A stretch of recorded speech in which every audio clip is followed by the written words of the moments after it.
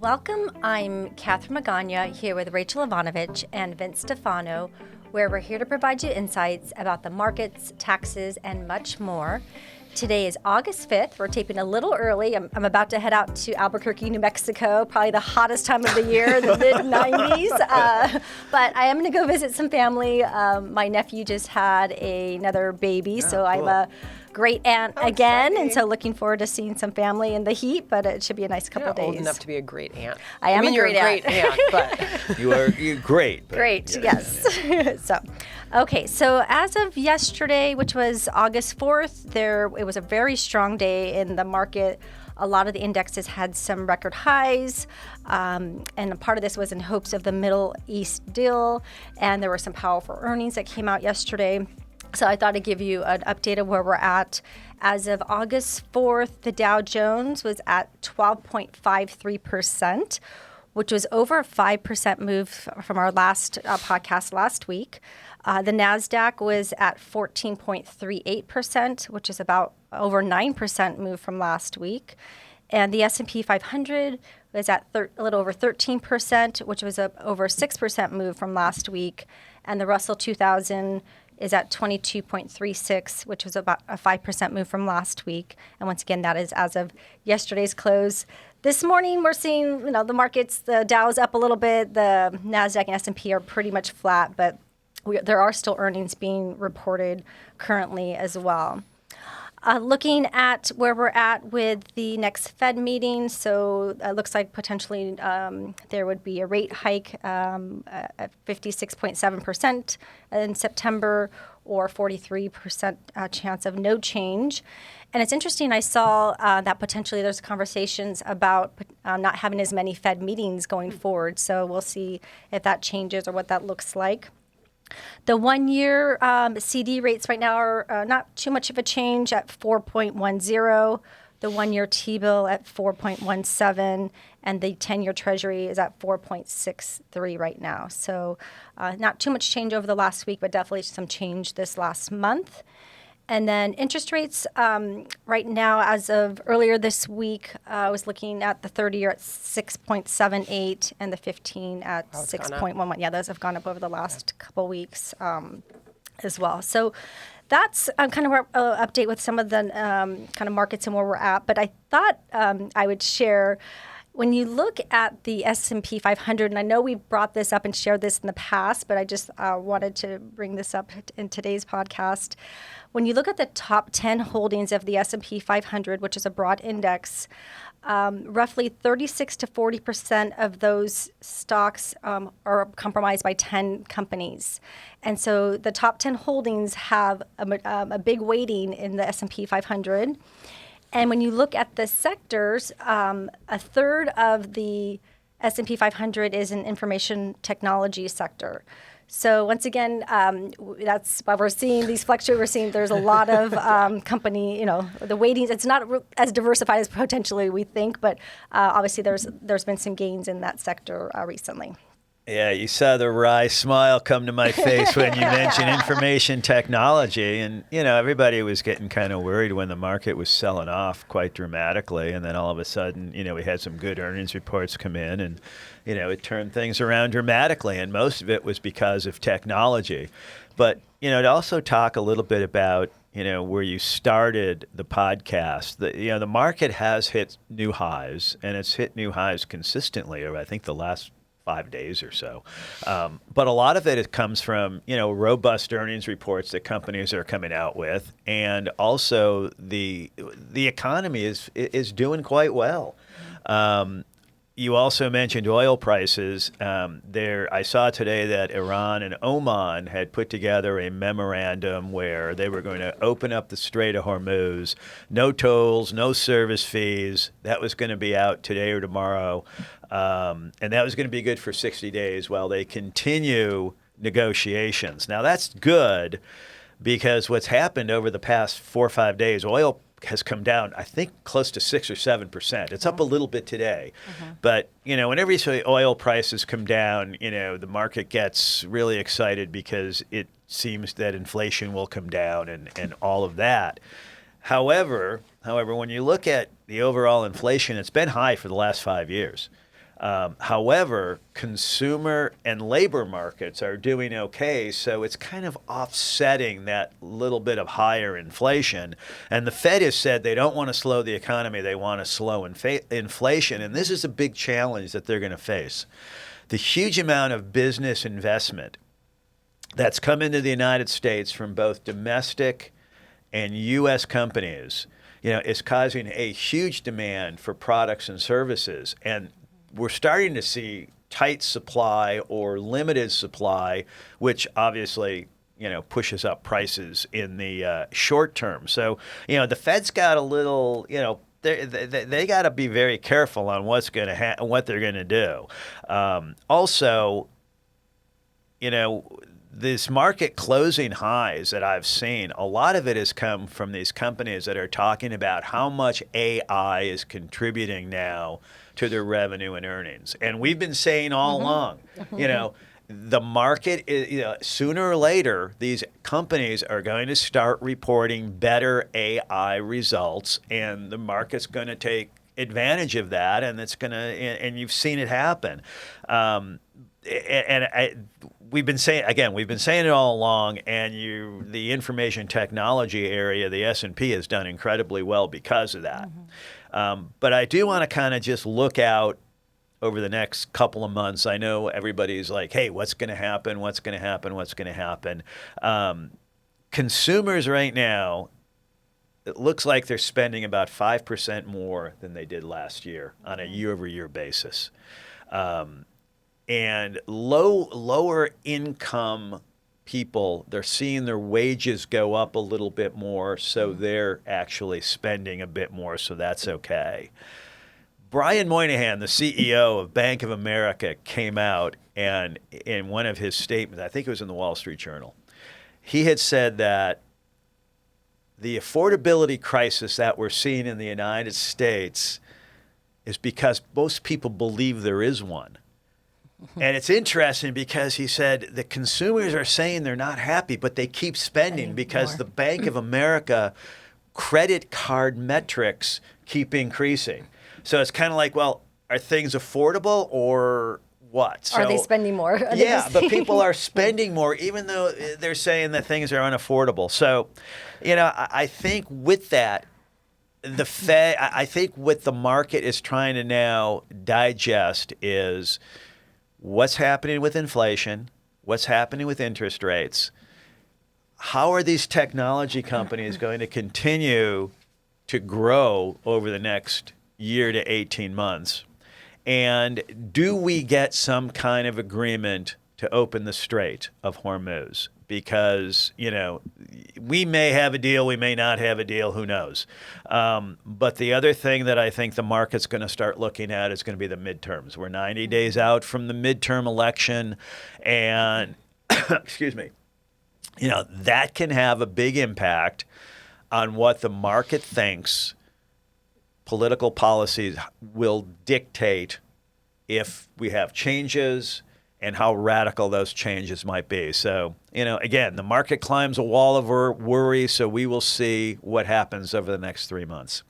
Well, it's interesting you say, you've mentioned the 5% more spending. Rachel and I just did a Savvy series this morning, and we were talking about kind of retirement income and spending and kind of the 4% rule and just different things that are out there. And so it's interesting that you say that. And one of the things that we were talking about is it never hurts to take a step back and really revisit, what am I spending? How are my expenses? And when you really break that down into the living, the lifestyle, and luxury, and we're not saying don't go spend the money, don't go do things, but be mindful of what is your spending pattern, because they do change over time. And then once again, the investments that we put in place for some clients that are in retirement, there is more income planning that's involved potentially. And so what we often hear is that 4% rule. Does that valid? I was going to ask you about that. So and so while it's kind of a rule of thumb, what we were talking about is in our podcast was basically you look at a lot of different things. You factor in Social Security, you factor in pensions, you factor in maybe they have rentals. Yeah, they have rentals, or do they? And how long are you going to live? And how are your investments positioned to generate income? And is there some growth? And while there's a rule of thumb of how much you can take out. But the reality is it really depends on each individual investor and client, and there's a tax part of that too we look at. Everybody's situation's different, so there's no magic I number. just keep hearing 4%. That's been around for forever. a long time. And it's interesting. In the financial plans that we do factor in inflation, but that's different than spending more. If you're spending more, not because of the cost of goods going up, but you're spending more because you're going out and doing more things, that does need to get accounted for in the financial plans, because otherwise, if we're saying you have a plan that works and you're really spending more than we projected, there might be a problem later. The other thing we mentioned is it's interesting with some of the clients we work with, we find is some clients have money and they don't know, they can't spend the money because they don't know, they're so used to saving that it's really hard for them to spend. And sometimes we're having those conversations of, you can go do these things and you have enough, and some of the hires, the clients that have the most money tend to not want to spend the money. So just kind of interesting. Well, I mean, think about it. If you've been in the accumulation phase for so many years, and then it's okay, now how do we distribute the money, or how do I spend the money? It's a big change.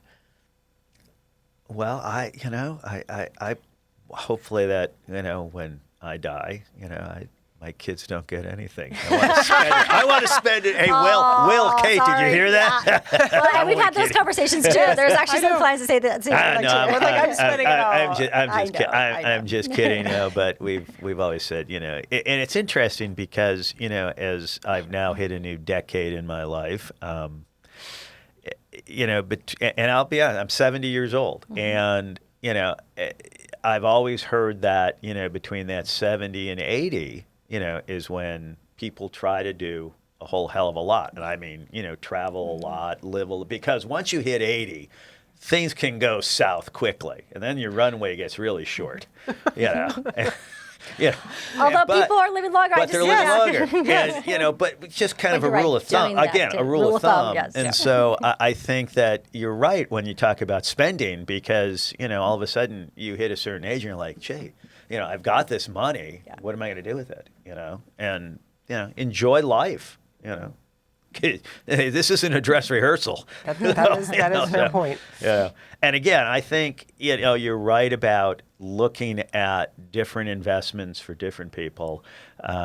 And as I say, because the economy seems to be doing quite well right now, you really have to look at a broad basket of stocks. It's not just the technology sector; it's everything that seems to be bubbling up right now. And we're talking industrial materials, all the economic sensitive stocks are doing quite well. And again, I think that's part of the strength of the economy, the strength of business investments, the strength of tax cuts. And a lot of what's going on is boosting the economy. So, I think you really have to, focus on your investments well, stay invested as best you can, and like we say, don't get shaken out when things look a little, don't get shaken out when the market drops. Look at that as a potential way to add to positions and enhance your future growth. And it's interesting, like I said, 5 days ago, everything changed very quickly in a short period of time, and so the markets moved very, very quickly. So over the last few weeks, I've had some conversations with clients. A couple of clients have inherited some money. One couple, we had done some planning. They didn't realize they were going to get one of the inheritance that they received. And so as we were reviewing their financial plan and their investments, in the past they were a little more growth focused. But with this inflow of money, we revisited their plan, and we do have an interest now in some income investing for them. And so while originally they didn't know they were going to get this windfall of money, when things change, that might change kind of the risk temperament and kind of the needs and what the plan, what we're going to do in the plan. So those conversations, happen. We're happy to have those along the way with you if that comes your way. Also, I have another client that's a little bit younger, is about to inherit some money, and was very growth focused in the past, and after having a conversation today, wants a little bit of income or conservative for a small portion. So things change and people's temperament changes and risk tolerance changes over time. And it's really figuring out what's the purpose of the money. They want to buy a car and a condo and some other things. And so we're revisiting all of those different strategies to see how this can work. But while you may have a plan in place that's working for you, as things change in your life, that's when we want to make sure we're revisiting and looking at all different areas for you. So I know, Rachel, you've kind of gone through some similar conversations recently too. Yes, definitely. And I'm going to talk a little bit about tax planning. No kidding. Because I think August is the best month for tax planning. Because most people think about their taxes in March or April, but really, and then proactive people, they think about it in November and December, thinking, okay, it's year end, I need to, do some tax planning.